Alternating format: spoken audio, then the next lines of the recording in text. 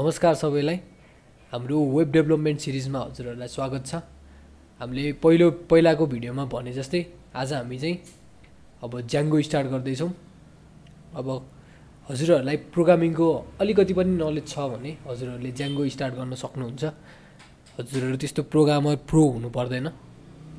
पाइथनको हल्का नलेज वा कुनै पनि प्रोग्रामिङ ल्याङ्ग्वेजको अलिकति नलेज छ भने हजुरहरूले ज्याङ्गो मजाले स्टार्ट गर्न सक्नुहुन्छ। र आज अब हेरौँ पहिला ज्याङ्गो भने चाहिँ के हो। ज्याङ्गो भने यस्तो बल्की ज्यान भएको हिरो डन होइन। ज्याङ्गो भने चाहिँ हाम्रो यो पाइथनको वेब फ्रेमवर्क हो। फ्लास्क भन्ने पनि छ, त्यो चाहिँ अलिक पुरानो खालको भयो। ज्याङ्गो चाहिँ अहिलेको मार्केटमा सबैभन्दा खतरा छाइरहेको वेब फ्रेमवर्क हो। अब ज्याङ्गो भने चाहिँ हजुरहरूले पढ्न सक्नुहुन्छ। यहाँ म डकुमेन्टेसन यसको लिङ्क तल डिस्क्रिप्सनमा राखिदिन्छु। ज्याङ्गो भने यही नै हो, वेब फ्रेमवर्क हो। अब यसलाई कसरी स्टार्ट, यो ज्याङ्गोमा कसरी प्रोजेक्ट स्टार्ट गर्ने त आज हामी त्योतिर लाग्छौँ। अब स्टार्ट गरौँ है त। सबैभन्दा पहिला चाहिँ हजुरहरूलाई म भिएस कोड, यो हामीले चाहिँ यो प्रोजेक्ट चाहिँ भिएस कोडमा रन गर्दैछौँ, त्यही भएर यो भिएस कोड चाहिँ कोड एडिटर हो। अब यसलाई डाउनलोड गर्नलाई चाहिँ सजिलो छ, यहाँ भिएस कोड भनेर टाइप गर्ने अनि त्यसलाई डाउनलोड गर्ने।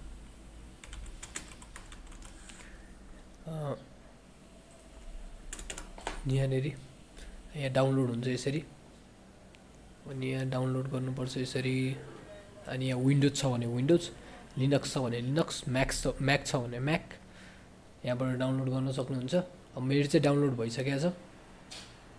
डाउनलोड गरिसकेपछि यसरी सेभ फाइल यसरी डाउनलोड गर्न मिल्छ। इन्स्टल गर्नु होला। इन्स्टल गरेपछि चाहिँ हजुरको यस्तो विन्डो खुल्छ। अनि विन्डो खुलेपछि त्यहाँ खास त ज्याङ्गो त पाइथनमा छ। अनि हजुरहरूले पहिलाको भिडियो नि हेर्नुभयो होला, पाइथन पनि इन्स्टल गर्नुभयो होला। पाइथनको लिङ्क पनि म तल डिस्क्रिप्सनमा राखिदिन्छु। पाइथन डाउनलोड गर्नलाई पाइथन डाउनलोड गरेर अहिलेको लेटेस्ट रिलिजलाई डाउनलोड गर्दा पनि हुन्छ। यहाँनिर पाइथन 3.9.6 छ। यहाँ हजुरहरूले डाउनलोड गर्नु होला, इन्स्टल पनि गर्नु होला। अनि त्यो इन्स्टल गरेपछि चाहिँ हजुरहरूको क्राइटेरिया फुलफिल भयो भनौँ न। अब यो भिएस कोडमा पाइथन चल्ने भयो। अनि त्यसको लागि एउटा एक्सटेन्सन पनि यसमा भिएस कोडमा यहाँ एक्सटेन्सन भन्ने हुन्छ। यसरी तपाईँको यो भिएस कोडको ड्यासबोर्ड जस्तो खुलेपछि, फर्स्ट पेज खुलेपछि, वेलकम भन्ने पेज खुलेपछि चाहिँ यहाँनिर एक्सटेन्सन्स भन्ने हुन्छ। यहाँ पाइथन भनेर सर्च गर्नु होला।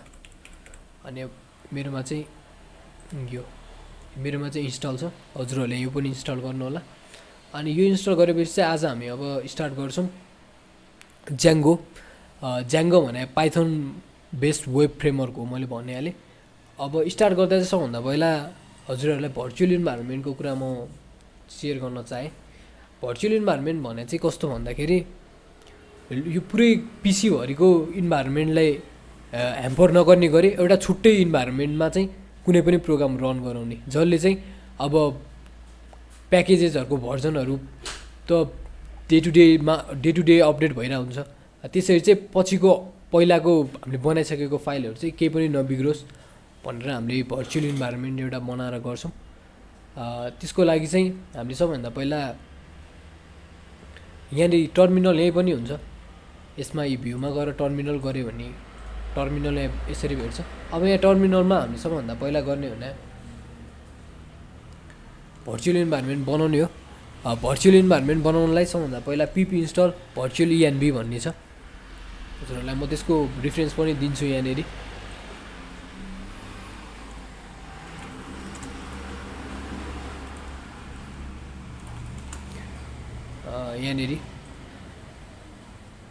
यहाँ चाहिँ भर्चुअल इएनबी, पिपी इन्स्टल भर्चुअल इएनबीलाई पहिला इन्स्टल गर्ने। मैले यहाँ गरेँ।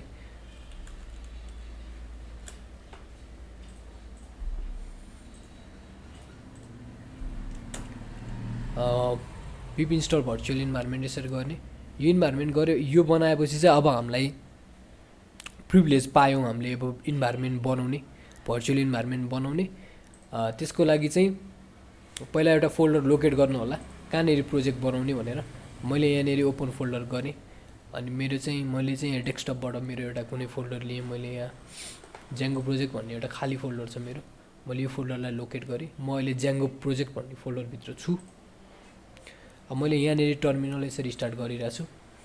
अब हामीले पिप इन्स्टल भर्चुअल इन्भाइरोमेन्ट गरिसक्यौँ। अब गरिसकेपछि चाहिँ हामीले के गर्ने भन्दाखेरि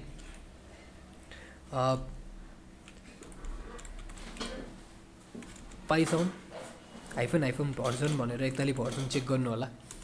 हाम्रो चाहिँ 3.8.8 रहेछ। अब योभन्दा लेटेस्ट रिलिज भए पनि केही पनि भएन। अनि यहाँनिर हामीले अब गर्छौँ के भन्दाखेरि पाइथन हाइफन एम venv अनि यहाँ आफ्नो भर्चुअल इन्भाइरोमेन्टको नाम मेरो चाहिँ मैले माइenv भनेर अहिले राखेँ।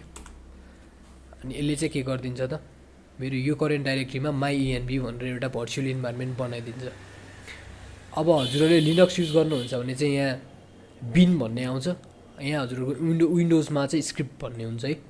अब त्यहाँनिर चाहिँ हामीले अब यो इन्भाइरोमेन्टलाई एक्टिभेट गर्नुपर्ने हुन्छ। सबभन्दा पहिला हामीले कुन इन्भाइरोमेन्टमा काम गरिरहेको छौँ त्यसको लागि चाहिँ हामी के गर्छौँ त अब हाम्रो त्यो डाइरेक्टरीमा जान्छौँ। हामी माइenv को स्क्रिप्ट्सको एक्टिभेट भन्नेमा यसरी जान्छौँ।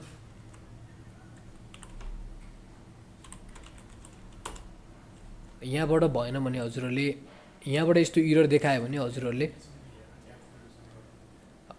त्यहाँबाट यस्तो इरर देखायो भने चाहिँ यहाँ cmd खोलेर गर्नु होला। जस्तो कि यहाँ मैले गरेँ cmd खोल्नलाई त्यो फोल्डरको लोकेसनमा जाने अनि माथि cmd टाइप गर्ने। अब यो प्रोजेक्टमा cd गरेर मैले प्रोजेक्टको नाम दिएँ के अरे हाम्रो इन्भाइरोमेन्टको नाम दिएँ। यसरी ट्याब कम्प्लिसन गर्नु होला यहाँ मैले लेखेर अनि एस लेखेर ट्याब कम्प्लिसन गरेँ भने cd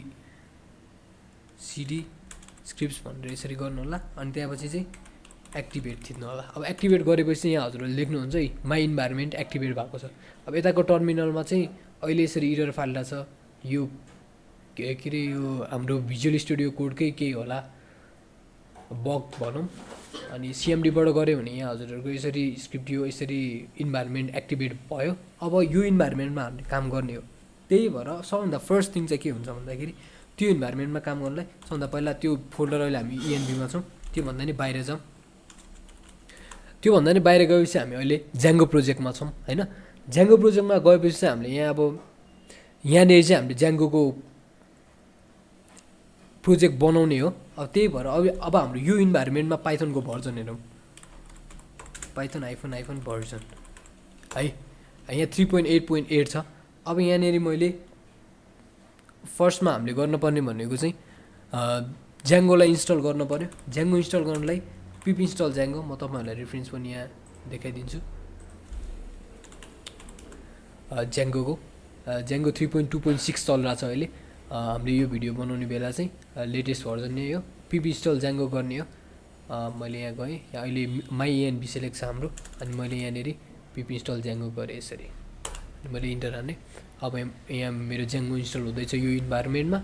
अब जति ताले इन्भाइरोमेन्ट बनाउनुहुन्छ त्यति ताले नै Django इन्स्टल गर्ने अनि बनाउने। अनि म तपाईँहरूलाई प्रोजेक्ट बनाउँदाखेरि भन्दै जान्छु किन हामीले इन्भाइरोमेन्ट बनायौँ अनि कुन बेला चाहिँ के हुन्छ भनेर। अब हाम्रो यो बनिसकेको छ Django।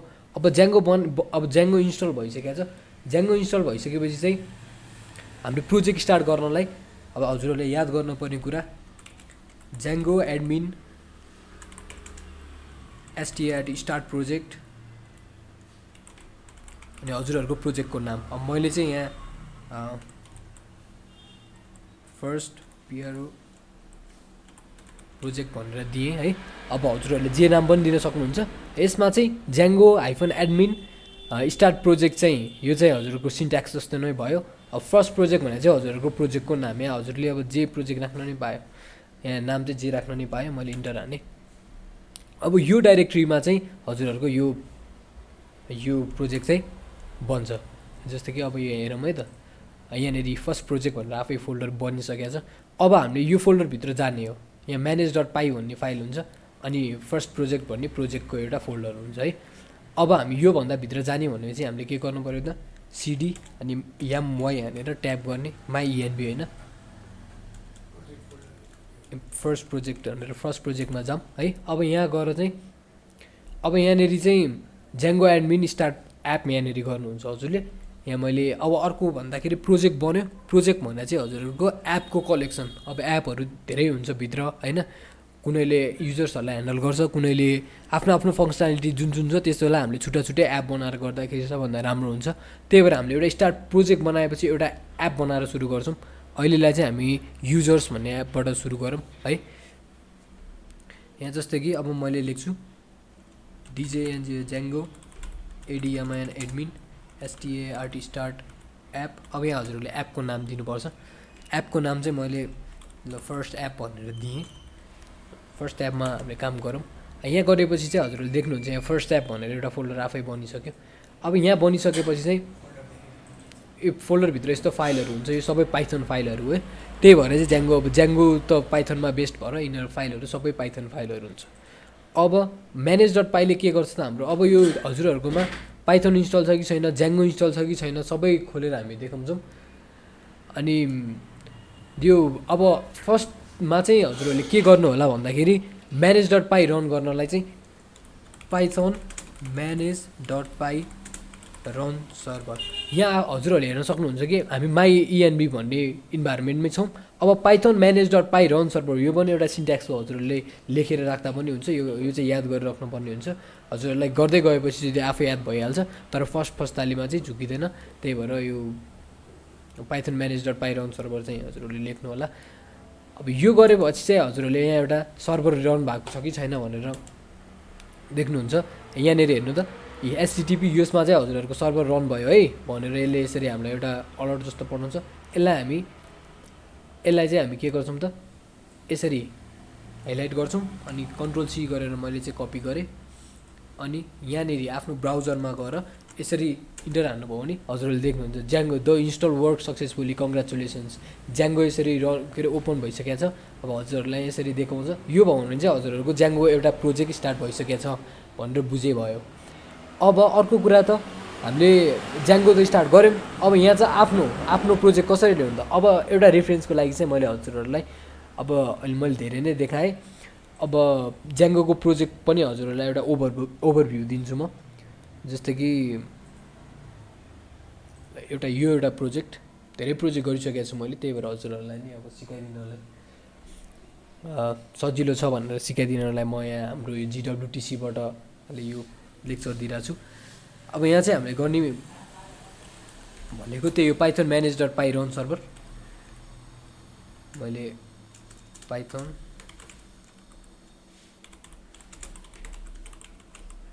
रन सर्भर यो चाहिँ मैले 5000मा गरेँ, हजुरहरू नझुकिनु होला। उता हामीले अर्को रन सर्भर 8000मा गरे भएर मैले यहाँ 5000मा गरेर हजुरहरूलाई देखाउन खोजेँ। अब यसलाई मैले डुप्लिकेट गरेर 5000मा रन गरेँ भने हजुरहरूले एप देख्न सक्नुहुन्छ। मेरो यहाँ मैले पहिले बनाइसकेको एप बस बुक भन्ने एप हो यो चाहिँ। यसले चाहिँ बसहरू बुक गर्नलाई सिकाउँछ। यहाँनिर हेर्नु त लगइन भनेर देखाउँछ, लगइन गऱ्यो भने लगइन, साइनअप गऱ्यो भने साइनअप यसरी देखाउँछ है। अब यसमा हामी लगइन गरे पनि देखौँ। यो चाहिँ हजुरहरूको लागि प्रोजेक्टको ओभरभ्यू जस्तो भयो। मैले लगइन गरेर पनि देखाएँ।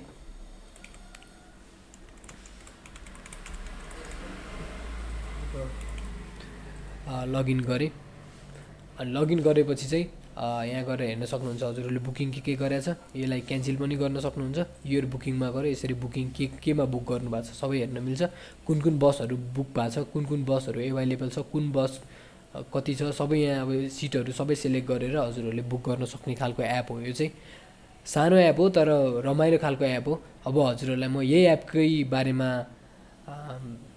सिकौँ कि अरूको बारेमा सिकौँ त्यो चाहिँ कमेन्टमा भन्नु होला। कस्तो खालको एप चाहिँ हजुरहरूलाई बनाउन मन छ त्यो बारे भन्नु होला। अब यो एप चाहिँ खास अब यो मैले डेटहरू बिर्सेँ, अहिले एड पनि गरेको छैन। यहाँ चाहिँ हाम्रो अर्को के पनि हुन्छ भन्दाखेरि एडमिन भन्ने पनि हुन्छ। त्यहाँबाट चाहिँ हामीले डाटा एड गरेर यता देखाउने हो खास। यहाँनिर मैले एडमिन पनि खोलेर देखाइदिएँ हजुरहरूलाई। एडमिनहरू खोल्यो नि यहाँ। अब यहाँ खुलेपछि चाहिँ हजुरहरूले यहाँ रुटहरू एड गर्न मिल्छ यसरी। अहिले चाहिँ काठमाडौँ टु काकटभिट्टाको रुट रहेछ। अब हामीले त्यसलाई नै यहाँनिर सर्च गऱ्यो भने काठमाडौँ टु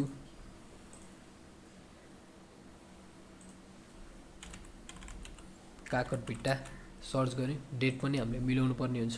जुलाई 30, 2021 को डेट राख्यो भने मात्र भेट्छ यसमा। जुलाई 30,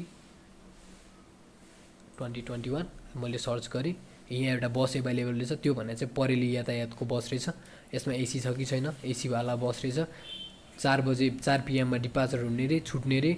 डेट यो हो। एभाइलेबल सिट 34 वटा एभाइलेबल सिट छ। अनि पैसा चाहिँ यसको यति छ भनेर यसको डिटेल देखाउँछ। यसमा थिचेपछि यसको डिटेलहरू यसरी देखाउँछ, यो सिटहरू बुक भएको छ, अरू सिट सबै खाली छ भनेर देखाउँछ। बस नम्बरहरूको सबै बसको डिटेल सबै देखाउँछ, कहिले छुट्ने टाइम, पैसा कति हो, कतिवटा बुक बाँकी छ, बसको कन्ट्याक्ट कति हो, सबै देखाइरहेछ। अब यसलाई बुक गऱ्यो भने यहाँ F4 एभाइलेबल छैन, B1 एभाइलेबल छैन, D2 एभाइलेबल छैन। अब यहाँ सिट हेऱ्यो भने त्यस्तै हुन्छ, F4 एभाइलेबल हुँदैन यसमा। जुन सिटहरू बुक छ त्यो F4 छैन। यहाँ हेर्नु त, यहाँ बुक भएको बुकहरूलाई रेट देखाउँछ। त्यसरी मैले A1लाई बुक गरेँ अरे, मेरो नाम चाहिँ मैले रजिस्टर गर्दा राम खड्का राखेको थिएँ। खास मेरो नाम राम खड्का चाहिँ होइन, तर पनि एउटा राखेको थिएँ। अब यहाँ मैले फोन नम्बरहरू लेखेँ, 9807666777 एउटा नम्बर मैले दिएँ, कन्फर्म बुक गरेँ।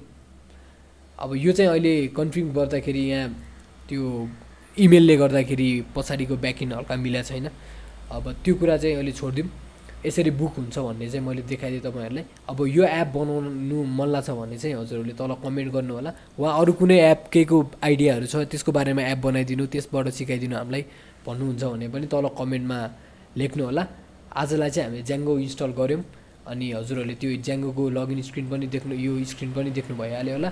यति स्क्रिन देखेपछि चाहिँ अब हामी ज्याङ्गोको अफिसियल्ली एपमा चाहिँ अर्को भिडियोदेखि काम गर्छौँ। तिनजेलसम्मको लागि चाहिँ हजुरहरूबाट बिदा हुन चाहे। लाइक र सेयर गर्न नभुल्नु होला। धन्यवाद।